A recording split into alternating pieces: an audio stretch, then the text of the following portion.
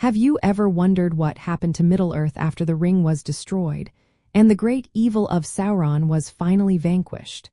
What became of the elves, the dwarves, and all the other free peoples once the battles were won?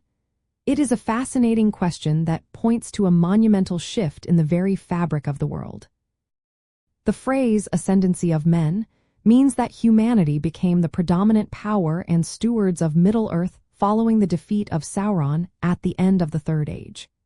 This period marks a profound transition, as the era of elves and other ancient races slowly faded, making way for men to shape the future of the world.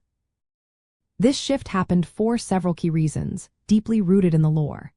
The elves, despite their wisdom and beauty, were bound to the fate of the rings of power and were diminishing, destined to sail west across the sea.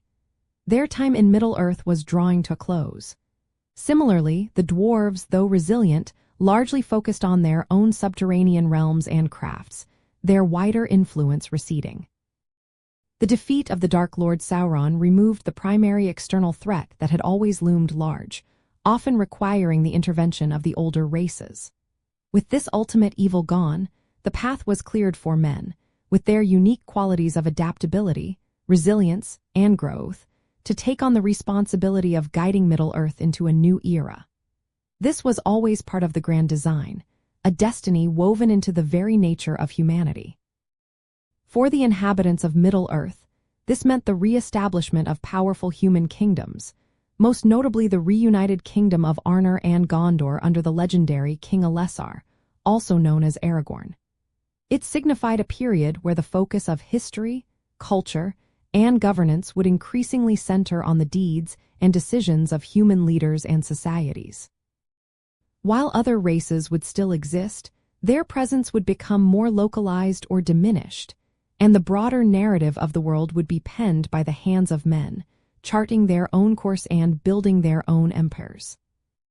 An interesting insight into this concept is found in the gift of men, which is their mortality.